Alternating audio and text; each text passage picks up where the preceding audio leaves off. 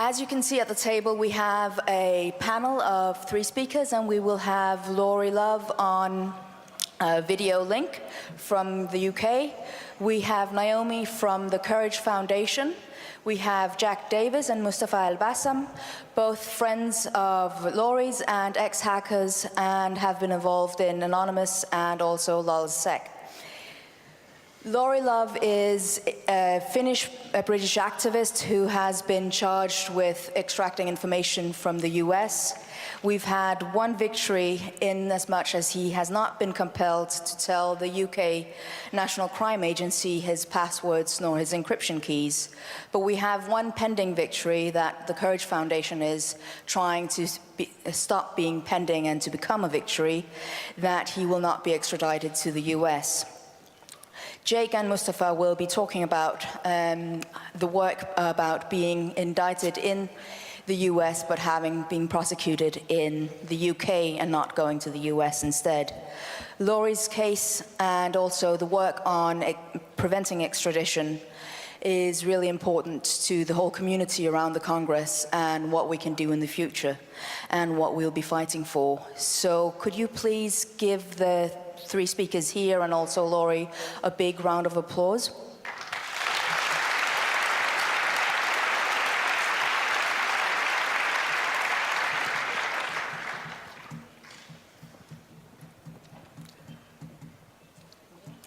Okay, so we want to talk a little bit about a very important legal case that I think everyone here should be concerned about. And the legal case is officially titled Love versus the United States, because it's about a British computer scientist and Occupy activist called Lauri Love, who you did see in the screen, but now it's gone, there you go, who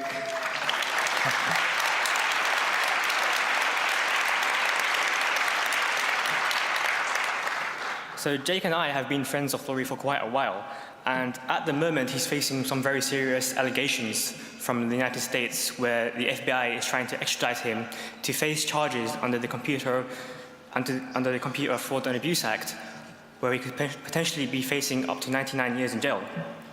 He's being accused of essentially taking part in a series of online protests called Operation Last Resort that followed the persecution and death of Aaron Swartz, wherein the website of the United States Sentencing Commission was hacked and replaced with a homepage that allowed visitors to play a game where they could control a missile-enabled Nyan Cat that allowed them to shoot chunks of text off the page. And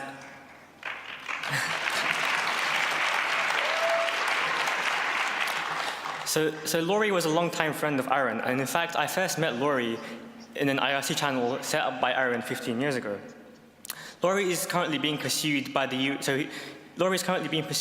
US criminal justice system for effectively protesting abuses of the same system. And there's protesters in 3 separate US court districts accusing him of hacking into various governmental agencies, including NASA, the US Army, the Federal Reserve, and also the Environmental Protection Agency. And as a result of all of this, Lauri was arrested in October 2013 by the National Crime Agency, which is like the UK's equivalent to the FBI. And 9 months after that, his police bail was allowed to expire, and he wasn't charged with anything because the National Crime Agency couldn't find any evidence of what the FBI was accusing him of. And of course, the FBI wasn't too happy about this because they were quite keen to press charges. So the FBI put in an extradition request, and not just 1 extradition request, but 3 separate extradition requests from 3 separate districts. And this is actually just one of the ways that the FBI can abuse the justice system in order to coerce defendants to enter a guilty plea, even if they're innocent. So Lauri's case actually has a pretty interesting political significance here, because his case is essentially a déjà vu of another case that happened 10 years ago. 10 years ago, the FBI also tried to extradite another man called Gary McKinnon, who was accused of hacking NASA. So what happened to Gary? He fought an extradition battle for 10 years. And this raised a lot of interesting political questions in Parliament, because it revealed that the UK-US extradition treaty was quite unbalanced, as in, it's very one-sided to the US. it's much easier for the US to extradite a UK person than it is for the UK to extradite a US person. And the reason for that is because for the US to put in an extradition request, they don't even have to show any evidence or even present the case, which is pretty insane, because you'd think that the basic right to a fair trial includes the ability for a defendant to be able to view the case against them so that they can formulate a defense. And the British Parliament also agreed that this was unfair. So they campaigned on behalf of Gary to change the law. And eventually, Theresa May, which was the Home Secretary at the time, blocked Gary's extradition on the basis that it would be a human rights violation, because Gary had a long undocumented history of depression and anxiety through his whole life, and he was also diagnosed with Asperger's. So sending him to a US prison instead of a UK prison would have been inhumane, because essentially it would have put him away from his family and the support system that essentially sustained him. And like Gary, Lauri also has a long undocumented history of depression and is also diagnosed with Asperger's. So this case really is a déjà vu of a case that happened 10 years ago. So after Gary's case, the law changed, and Theresa May introduced a new piece of legislation called the Forum Bar. And the Forum Bar was designed to prevent cases like Gary's from happening ever again, like it is now.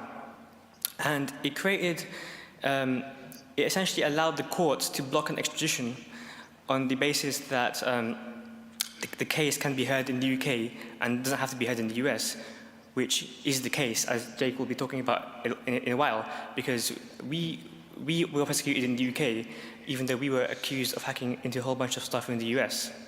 So there's no reason why Lauri can't be tried in the UK. But unfortunately, a few weeks ago, the magistrates' courts in the UK actually approved Lauri's extradition, but it's not over because there will still be appeals, and this will at least go on for another 2 years. And the reason why they were able to accept it in this case, because after the Forum Bar was introduced, the ability for the Home Secretary to block an extradition on human rights basis was transferred to the courts instead of the Home Secretary. So the Home Secretary no longer has the power to do what she did in Gary's case. Now, the interesting thing about this case is that the judge in the case actually accepted that Lauri presents, as, in her own words, a severe, substantial, and high risk of suicide. But she didn't accept that the US prison systems don't have adequate healthcare to deal with this, which is ridiculous because the US prison systems are notorious worldwide for the way that they treat people with mental health issues. So just as an example, Chelsea Manning was in the news a few months ago for her suicide attempt. And what did the prison do? Did they give her care? No. Instead, they disciplined her and sentenced her to solitary confinement because she attempted suicide. In the UK, the exact opposite would happen. If you had mental health issues, you would be given more freedoms in your cell and access to care rather than simply being locked away in solitary confinement. Now, there's been a lot of campaigning work done for Lauri by Naomi and the Courage Foundation, which has been doing some really incredible work. And thanks to their work, we have 114 members of parliament on our side who have co-signed a letter to Barack Obama requesting him to reconsider Lauri's extradition.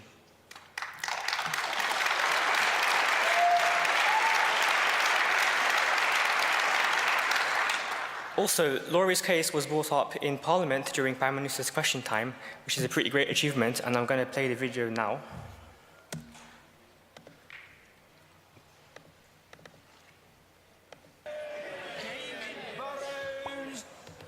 A young man with Asperger syndrome awaits extradition to the United States, facing charges of computer hacking, and is then likely to kill himself. It sounds familiar.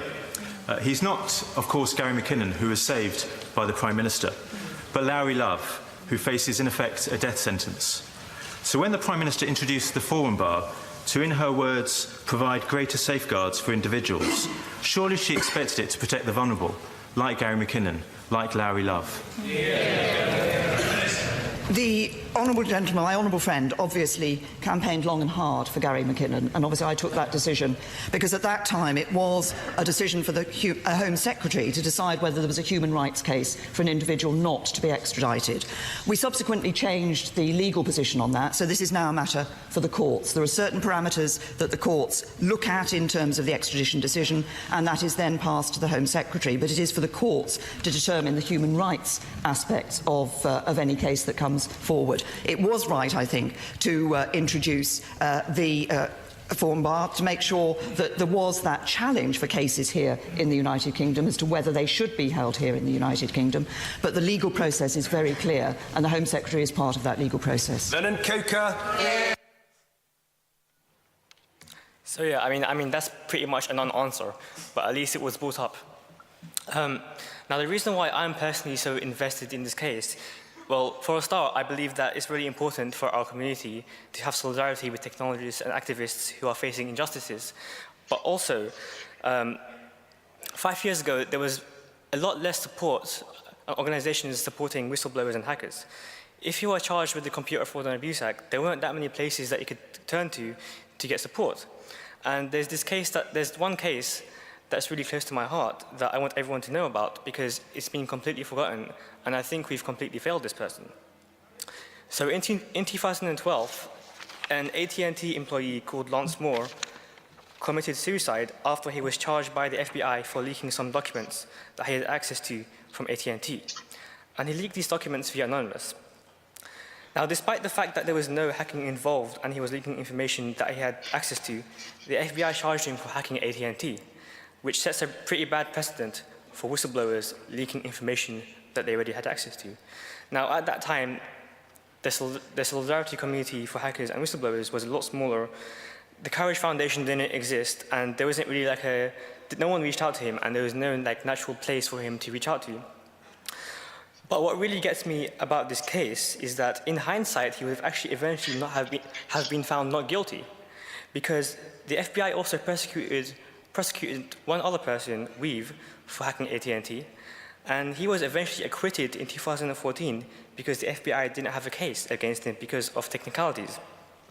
Now, the exact same thing probably would have happened to Lance because the details of the case are very similar, but sadly, he never lived to be able to see this. And sadly, Lance Moore was completely forgotten, and there's been no mentions and no news articles about him whatsoever. And that's why I think it's really important for us to build a loud and visible solidarity movement for hackers and whistleblowers so that if anyone finds themselves in trouble in the future, they will always know that they will have someone to look out for them.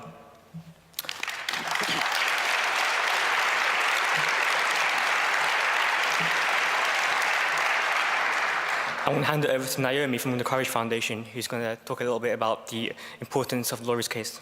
Thank you for that. You're normally asked to care about hacker prosecution cases because here is someone who's really great that a really horrible thing is happening to, and it's right and proper that we should care when horrible things are happening to great people. Lauri is a great person, and everybody who uses encryption in the United Kingdom owes him a debt of gratitude for defeating the National Crime Agency in court earlier this year. The NCA were putting forward the novel legal theory that effectively no one had a right to property that law enforcement could not then read, which, thanks to Lauri, was turned back, and so we avoided a disaster there. Victories for privacy rights are vanishingly rare in the UK, and that was an important one. Solidarity is an unambiguously good thing, and Lauri definitely deserves your solidarity, but this case is also more important than you think. I want to explain why everybody in this room should care about Lauri's case, not just because it's the right thing to do and you should be generous, but because out of your self-interest as well. There are several grand narratives in the hacker community that come up again and again at Congress. One of those, which I think we've heard a lot about in recent years, probably with misplaced optimism in my opinion, is of the hacking community's battle with surveillance and for privacy rights. And I'm sure a lot of us remember Rob Congripe's talk about a decade ago when he said that we lost the war, meaning the war on mass surveillance. And I think we're all far too familiar with another war, and that is the war on hackers and hacking by law enforcement. That is a war where the creative approach to and use of systems is marginalized and pathologized as criminal by governments and law enforcement agencies, and then that word hacker itself is used to mean something cruel and dangerous. It's a war that disproportionately affects the neurodivergent. So it's a war not just on what people do and not just on what people think, but also how they think. I'm afraid to say that I think we're at risk of losing that war too, and Lauri's case is absolutely pivotal to that. If we don't manage to keep Lauri in the United Kingdom and a transnational extradition regime is established, that means that all hackers, well, anyone who does anything interesting with computers, is potentially subject to the laws and penalties of the worst legal regime of the lot, regardless of where they live. And that legal regime is, of course, the United States. We all know how bad the criminal justice system is we all know that the criminal justice system in the United States is bad. Maybe we forget sometimes just how bad it is. The United States has the highest per capita prison population in the world. And tonight, tens of thousands, probably hundreds of thousands of people are spending their time in solitary confinement. Over 90% of defendants in the United States are coerced into pleading guilty with the threat of ridiculous sentences. I wonder sometimes how we can talk about fair trials when the reality is that a vanishingly small number of people ever receive a trial at all. Lauri is almost uniquely facing charges in 3 separate US court districts, which amount to a potential sentence of some 99 years. That's 99 years for alleged acts of political speech that pertain to the actions of US prosecutors. So US prosecutors are now trying to absolutely crush Lauri Love. It's not subtle. The situation in the United States is not going away for Lauri or for anyone. I find it kind of difficult to imagine a moment which would have been more propitious for reform of the Computer Fraud and Abuse Act than Aaron Swartz's death. And although the shockwaves were heard across the world and representations were made in Congress, nothing happened. I think we should write off legal reform in the United States as a possibility in the near term.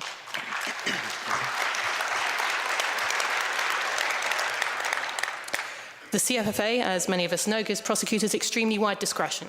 US prosecutors collect hacker skins as trophies, and that's because they're career-making prosecutions.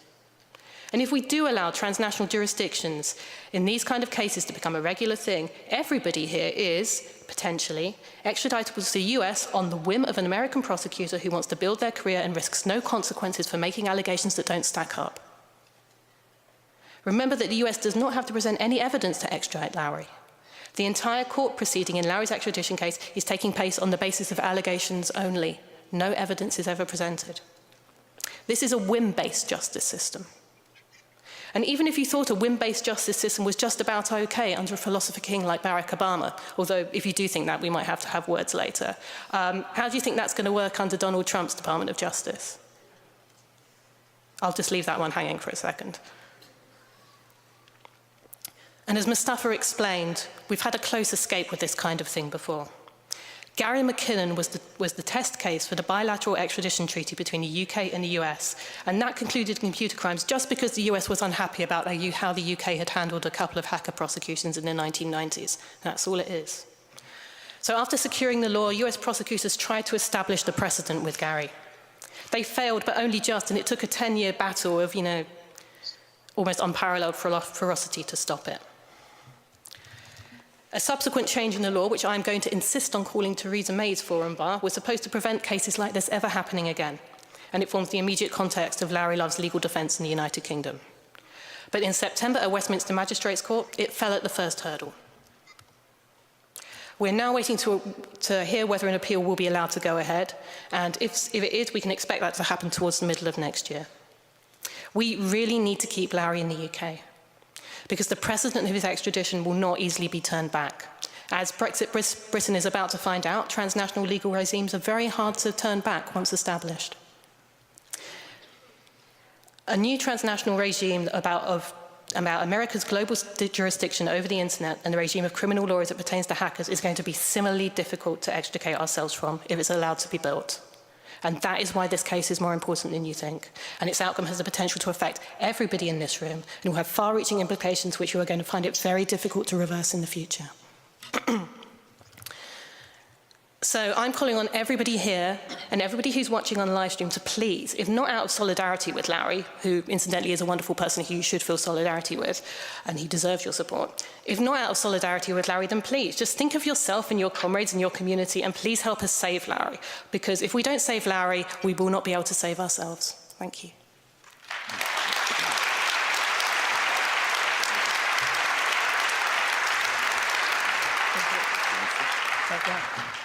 And I'll hand over to Jake now. Hi, this is working. I'm going to speak just very briefly before we get Lauri on himself, a little bit about extradition and then a sort of pretentious statement about how great Lauri is. So the first time Mustafa and I met in real life was in the dock of court, having both been arrested for involvement in Anonymous and LulzSec.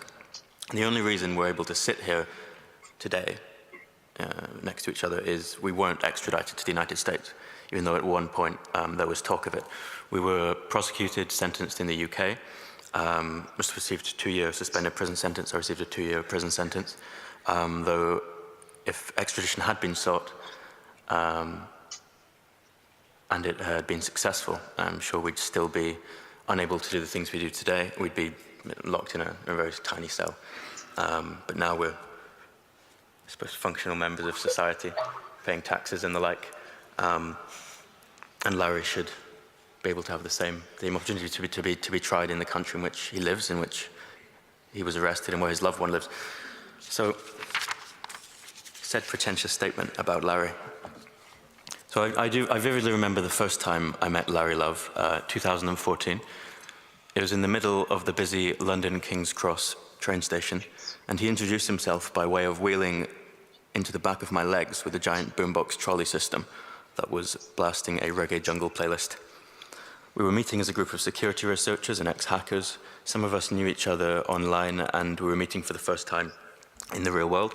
For the previous 12 months, between 2013 and 2014, I had been legally banned from speaking to anyone in Anonymous, which was difficult to moderate on the basis that everyone and no one is anonymous, apparently. So that was a fun year. But it was fascinating and terrifying prospect then to meet people in the real world that we had just known online. Lauri, being there, he provided an enthusiasm and an energy that, which was immediately contagious.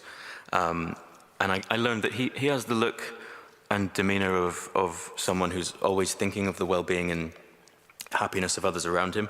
And simultaneously, you may have caught a glimpse of it in the live stream, he has this sort of subtle glimmer that suggests he's in on a very funny joke that no one else can ever hope to conceive of. But he can also consume pints of beer at a staggeringly impressive rate. You may have seen some of that going down in this stream. So the last time I met Lauri, the second time, so I was at this conference 2 years ago, 31C3. And if you talk to him even briefly, I'm sure you'll remember him in the conversation. He has the ability to just effortlessly span so many different genres of information security. He weaves inconceivably fascinating politics, philosophy, comedy, and complex technical concept into these beautifully crafted and highly memorable advice and ideas. He collaborated with so many people here 2 years ago that I thought there wasn't one but 10 Lauris just off in all parts of the center, dispensing wisdom to everyone. Absolutely remarkable person, and really brought a sense of joy here. And that joy spreading continued at around 3 a.m. when he and I and Mustafa and several others got lost on the streets of Hamburg, trying to find our way back to our hostel. And he inspired us endlessly throughout our stay, and it's depressing that such an absurd situation means he can't be here today with us. And what I've learned since then, since hanging out with Lauri and being around him in so many different types of situations, from being completely out of our minds at festivals to sitting down with members of the UK government trying to convince them that our extradition relationship with the US is flawed and corrupt. And you heard from Mustafa's video there. To watching Lauri sit in a court dock as prosecutors berated him, sitting making origami, beautiful origami as a coping mechanism. I've learned through all of this that Lauri he is Lauri. He has a, there we go. This is not printed correctly. It's printed, it's actually printed backwards. How have words printed backwards? Mustafa, was this you? No, it's not. Like, I started reading the next sentence. I began reading it and it's literally backwards. I don't have to read it in reverse. My paper's been hacked. Oh. No. That's okay. Well done, whoever hacked my paper. No, it's fine. It looks fine. Look, that's fine. That bit's fine. Yeah, just read. Yeah. Just read that bit. Well, this bit is fine as well. Yeah, it's okay. Look, Lauri is, let's read it backwards. Lauri is open, honest, compassionate. He's capable of adapting and making the best of any situation. And he always adds value to any project, idea, or social dynamic. And you know, it's absurd to remove that talent from society. I mean, it's meaningless. It's completely illogical.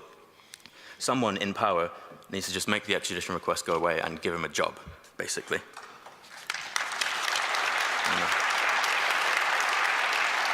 Because people like Lauri have helped to secure things that most people would be shocked to learn were even vulnerable to begin with. And he is right now, this day, helping to make the digital world a safer place for everyone. And there's a real irony to it then. Locking Lauri away genuinely makes it easier for the critical infrastructure of the UK and other countries to be compromised. And it's ridiculous to think that any benefit can come from shipping someone away to a dark room in another country far from their loved ones. Mustafa and I were dragged through the legal system for hacking. And as I say, we now contribute to society in our own ways, having been dealt with in the UK, our own country. No extradition was formally sought for us, nor has it for countless other UK hackers, nearly every single one. But it has been for Lauri, and that seems to come from a place of vengeance more than justice. There are so many people that should be here right now. Jeremy Hammond, Chelsea Manning, Edward Snowden, Barrett Brown, Lauri Love, of course, and many others. And these remarkable, fiercely intelligent people don't deserve to be crammed into some tiny prison cell for years or barred from entering or leaving their own countries. And they shouldn't even be here via some dodgy video link.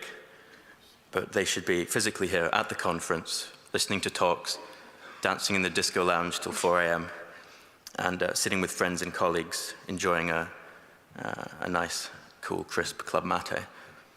So I'd like to, on that note, raise a club mate to those people and others around the world that are facing the unjust wrath of the US government and its corrupt, overreaching intelligence agencies, and thank them for being brave and fighting, and know that we'll keep fighting for them. Thank you. And now we'll go to Lauri. Club mate.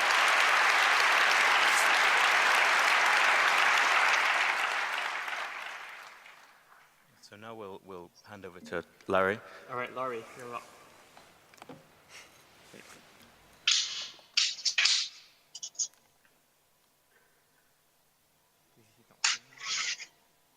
Might be some lag. Well done. A lot of lag. Hello, can you hear me? Hello?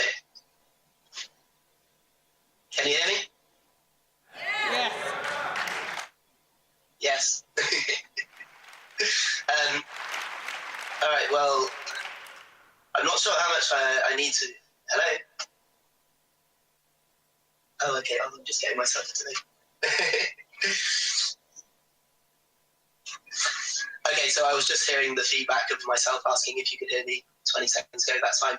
So there's not a huge amount I really need to add to that. It was really well explained by Mustafa and Jake and Naomi, who have been fantastic in their support, and especially Naomi and the Courage Foundation, without whom I probably would have gone crazy a while ago. So, sorry, there's just a bit more noise coming out. Okay. So, what is this about? Obviously, for my friends and family and loved ones, they don't want to see me taken to a country that I've never been to, be locked up probably for the rest of my life if I don't die tragically of violence at my own hand or the hands of somebody else, which sadly happens to a lot of people. For the US, it's about making an example, or part of their kind of long-term persecution of hackers, information transparency activists, and subversives of all kind, but especially online. I would like not to be an example. I think I have better things to contribute to the world. I study electrical engineering. I do work in cryptography, in information security. I take an interest in politics, take an interest in civilization surviving for the next 100 years, and if we're lucky, 1,000 years, or indefinitely into the future. And there's a lot that needs to be done. This is not something that we can take for granted anymore. And part of having a reasonable assurance that we will continue to thrive as a civilization is maintaining a few important things. One of those is the internet as a free and open resource that's available to all for the mutual betterment of mankind, without being dominated by the interests of nation states over one another, or being dominated by corporate profit-making interests to the exclusion of communication, education, and cultural development.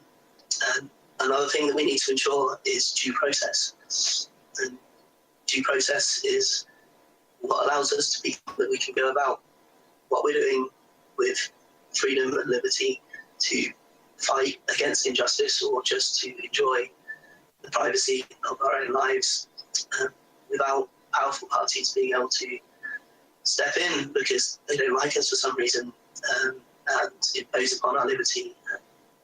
For instance, in my case, as I would express it, kidnap me and take me to be locked away and tortured without evidence being shown. So the few things that people would like to be able to expect as part of due process, and that's when they're arrested. After their arrest, they will be charged with the crimes for which they were suspected, and if not, they will be allowed to go back about their business and have their property returned. In my case, I wasn't charged, and I'm still lightly out through the courts the return of my property. And as you heard, numerous efforts were made to compel me to passwords and cryptographic information, despite not being charged with any offences. And since then, the extradition request came as an obvious principle of jurisprudence that,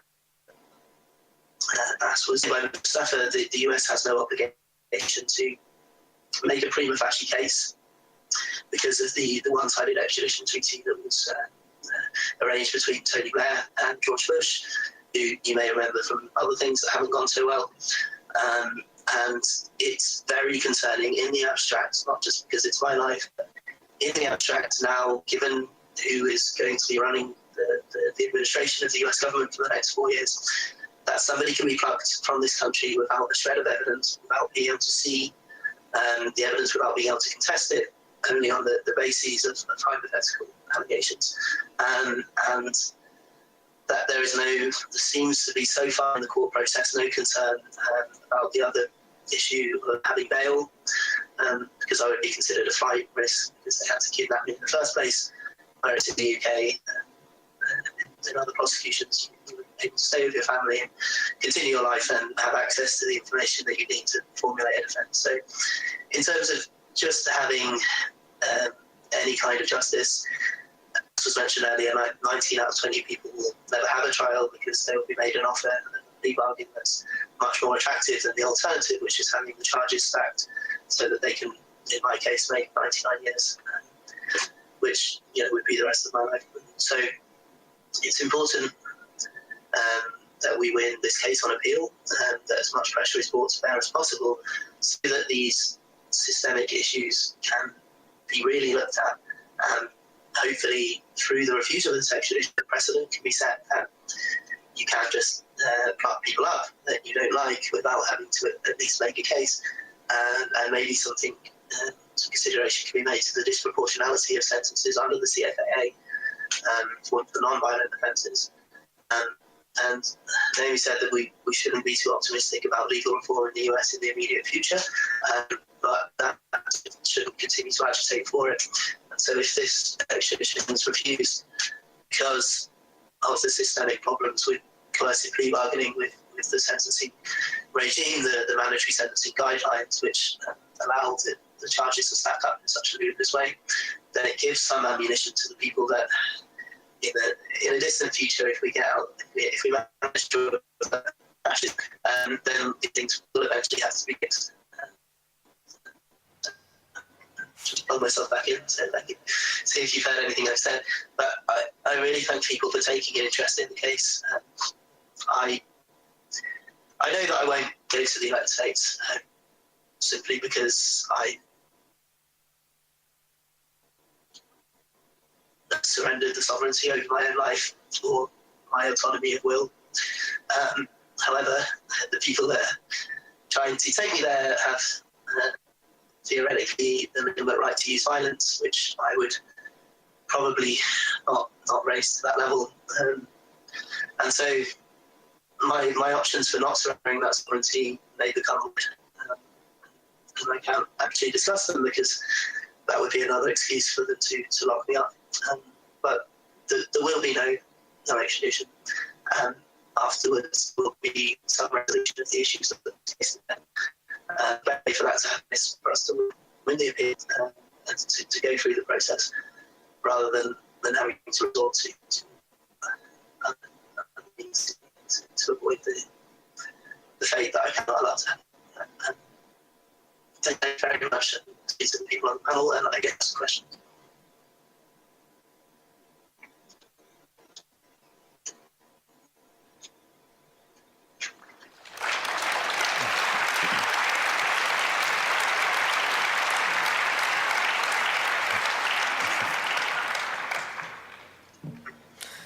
Okay, let's open it up to Q&As. We have about 8 microphones in the room, and we also have a lovely signal angel that will be taking questions from the internet. So please, if you have any questions, Lauri, don't be shy. Get up to the microphones and speak loud and clear. Otherwise, do you have anything from the panel that you want to say in response to what Lauri was just saying? Microphone number 3, please. It's more like not a question, but a comment. I mean, I kind of understand Lauri's situation because I both have Asperger's and have had issues with the law. No, but I am not yet wanted by the US government, luckily. But maybe it will change if I do some things and visit conferences like this. So.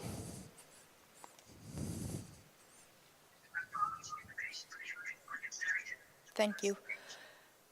We have a question from microphone number 4, and please, mostly questions and not so much comments. One comment though, it seems that the internet in the UK is still the way it has always been. So Jake, could you possibly make a few comments about resemblances and what can be applied from your case in Lauri's case? I mean, I think it would be very interesting for everybody to know your story as to how much time did you actually do, and why, and what from that should Lauri be actually kept in the UK, what from your story can be applied to his case if, you know, God help, he's going to stay there. Yeah, sure. So a very brief timeline of arrest through to release. Mustafa and I were both arrested in 2011. We were both then banned from the internet for 2 years as part of police bail. Very interesting times. 2013, we were on home detention with a big electronic tag around our ankles. 2013 we were sentenced at Southwark Crown Court. I received a 2-year prison sentence, though of the amount of time spent on electronic tag. The way we work in the UK is we do half of the time in prison and half of the time on probation. Mathematically speaking, because of 2 years on tag, I served maybe 6 or 7 weeks in a prison. Must have received a suspended sentence. We then both did a year of probation, and that year I was banned from speaking to anyone from Anonymous. Currently, we're both still under an order called a Serious Crime Prevention Order, which means we can't encrypt our files or delete internet history and a bunch of other little things. So when I came to this, when we both came to this conference, we had to declare that we were getting a flight out and a flight back, and that will be enforced until 2018. That all put together sounds pretty ridiculous as a case, but it's far saner than anything that would occur if we were sent to the States. It'd be far simpler if we were sent to the States. We'd just be put in a cell for a very, very long time. And it's complicated in the UK, it's messy, but our parole system is reasonable, our legal system is reasonable, and in terms of similarities with alleged crimes, we were alleged to have broken into US government computers as well. And us and about 20 other cases were dealt with successfully here in a number of ways. There's so much paperwork out there now for judges and prosecutors to make informed decisions that it clearly works better for hackers to be dealt with in their own country rather than be sent to a jurisdiction that puts them away for decades at a time. So there's similarities to draw on at all levels, and it's ridiculous that they've chosen to take this, as I say, vengeful approach. So the targets that we hacked were pretty much all in the US, and yet we were still tried in the UK because the evidence was presented in the UK court. So I see absolutely no reason why Lauri can't be tried in the UK and why the evidence can't be seen in the UK. Even most of the evidence in our case actually came from the US, mostly from Hector Monsegueo, who was an FBI informant. Our UK police officers actually hopped on a plane to the US and brought evidence back in a CD-ROM. So I don't see why Lauri has to be extradited when all the evidence can be transferred to the UK. There's a big question in this case about whether there has been a good faith attempt to prosecute Lauri in the UK. That's a big question which still has to be tackled in the UK, and hopefully we'll get a bit closer towards doing that before the appeal happens. It's probably worth noting that as you've heard, Lauri's maximum potential sentence in the United States is 99 years. The equivalent, if he were prosecuted in the UK, is a maximum of about 2.5 years, of which no one I've spoken to thinks he would actually serve that maximum. So the differential is pretty shocking. We have one question from the internet. Actually, there are a couple of questions. The first one is, what are some of the most effective things that hackers can do to resist the mistreatment of hackers as activists? Can you hear me? My question. So raising awareness of these cases is incredibly important. In particular cases like Lauri's, where there is a very knotty national political issue at play, then getting in touch with your elected representatives is very useful. In Lauri's case, actually, two things we could do with in Lauri's case. We could do with more influential people coming forward and explaining, exactly why extraditing Lauri would be an astonishingly bad idea. Everybody in this audience probably at least knows somebody who would be useful to speak out about that. So get talking to people you know. The other one is that. As was mentioned right at the beginning in the introduction, Lauri is not just a British citizen, he also holds Finnish citizenship. And we could do with a bit of pressure in Finland to get the Finnish government to say something publicly about Lauri's case. Probably only would take a little push, in my opinion. So that those are some concrete things that can happen. Oh, and one thing I should mention, we also have a defence fund for Lauri. Should, God forbid, he end up in the United States, the costs are going to get very serious very quickly. So if you go to freelauri.com/donate and send some money, would be very appreciated. We have a question from microphone number 1. I know you said no more comments, but I have a comment. I'm Noah Swartz. I'm Aaron Swartz's brother, who was mentioned a lot during this talk. And one of the things that happened during Aaron's prosecution was that the prosecutor, Steve Hyman, tried very hard to prevent anyone from raising awareness about Aaron's case or Aaron getting any sort of support from people like us, the hacker community, or any other people that knew him. And then after, he died, a lot of people said, like, why didn't we do anything? Why didn't people stand up for Aaron when we had the chance? So here you go. You have the chance now to support Lauri. Don't waste it.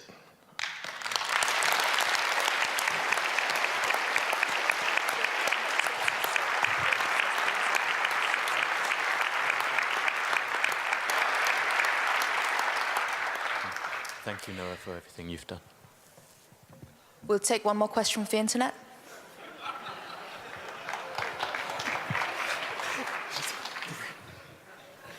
We got Lauri back on screen now. Apparently he's too distracting to be put on the screen, is what they said. Let's keep him on the screen, it doesn't matter. This is his talk, so he should be on the screen. I think he should be on the screen.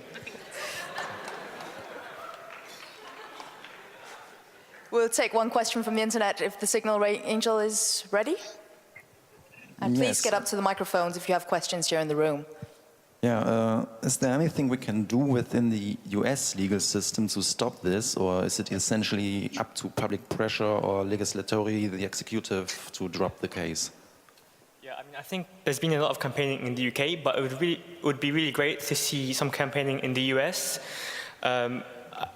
I think it would be quite worthwhile to contact your congressmen and senators about this case, because we have our MPs, we have about a fifth of our government signing a letter to Barack Obama, but we have nothing on the US side. So I think it would be really powerful for people in the US or politicians in the US to also try and do something, because otherwise it will just seem like the US is cowering to UK demands.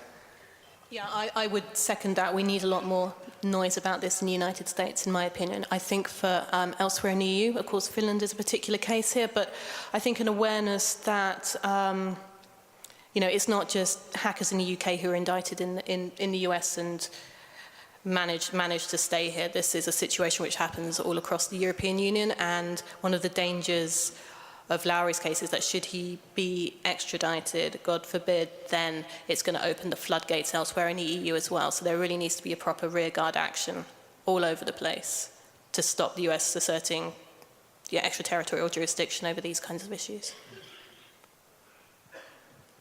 We have more questions from the internet? No more questions? Do any of you have any more questions in the room? Now is your time to shine. Come up to the microphones. If not, do we have any final comments from the three of you on the panel? Microphone number one. Yeah, just to play, devil's advocate, kind of.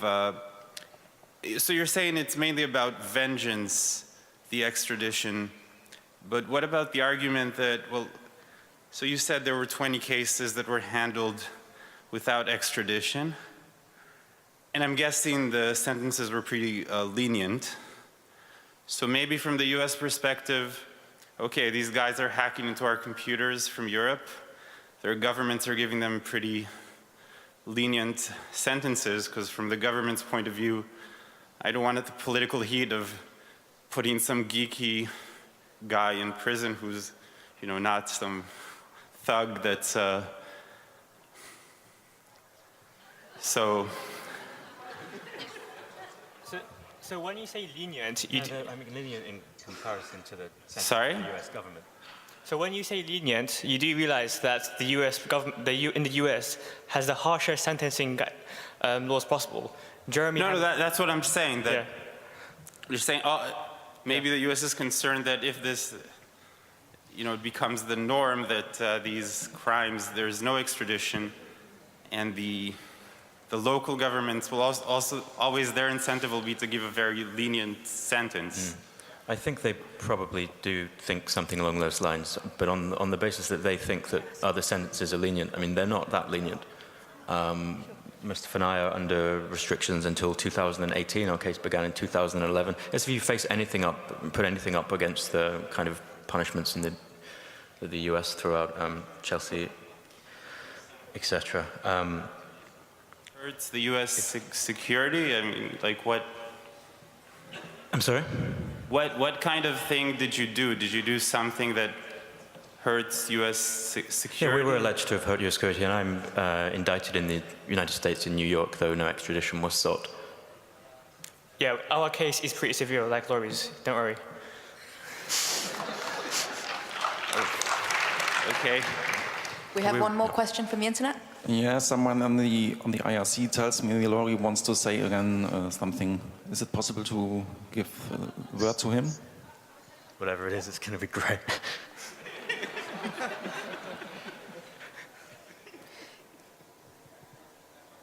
I think it's possible if the connectivity wants to play along. Yeah. Lauri? Sorry? If it fails, he could type it on IRC and we can... There's a 5-second delay or something like that. Yeah. What's happening? I think he has the mic. I'll tell you what hurts US security.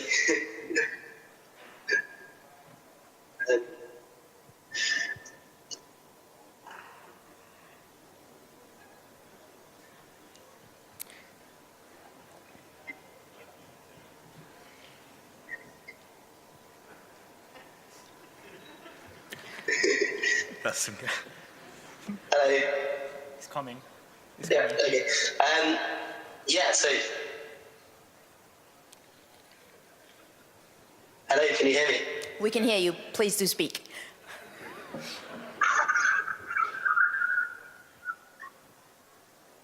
Okay. Yeah, I just wanted to say US security would be helped by them improving the security, which means fixing the engineering problem of insecure services and products and infrastructure. That's not especially furthered by punitive responses to people that make them aware of those security problems. Obviously, there's a need to enforce the law, but prioritising political acts rather than taking advantage of the information to fix the actual underlying problems is probably not the best strategy going forward.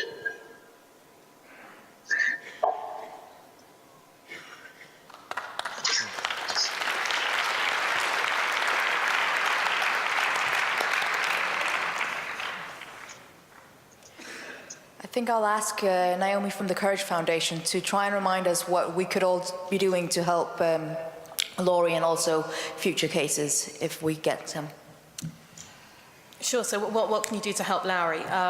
If you're in the UK and your MP did not sign the letter to Obama saying that Lauri's extradition would be a bad thing and he should be prosecuted in the UK, then you should, if there's evidence, then you should certainly write to them and ask them why they haven't signed. And if they have signed, you should write to them and say thank you for signing and please keep an eye on this as it goes forward. Further than that, it's really important to just make sure that people are aware of this case. I think the internet is pretty much aware of this case, but there's a whole world beyond the internet, some of whom you know and some of whom you can speak to in person, and that's very valuable. Beyond the UK, as I've said, we really need to raise the pressure on this in the United States. Having some influential people in the United States coming forward and saying that this is a bad thing that should not be allowed to happen would be very useful. If you're in Finland, then putting pressure on Finnish representatives would also be super useful. And beyond that, there's a defence fund that, with the defence fund, we've been able to make sure that Lauri had the maximum number of expert witnesses possible at his extradition hearing. And as we go further, the cost implications could be quite serious. So that makes a massive difference. Just keep an eye on what is going on. Follow the Courage Foundation, follow Lauri's Twitter, and I imagine that there'll be further concrete things to do as we move on into the next year. Good, and we have a couple of more final questions. Comments. Well, one last thing. If you want to talk to Lauri, we're going to be hosting a 1-hour Q&A session in the tea house on the 4th floor. The live stream will continue. Yes, and just wanted to thank everyone here and on the internet for supporting Lauri and many cases, in our case back in 2011, which means we can be here today and talk about Lauri's case, and we should move that forward, and we should all harness that power and take the lessons we've learned so that the best outcome can be had for Lauri.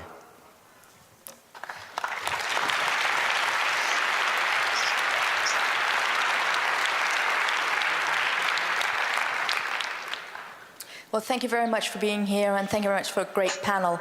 And I think we should have one more round of applause also for the people that have been fighting very hard for you two to be able to be here.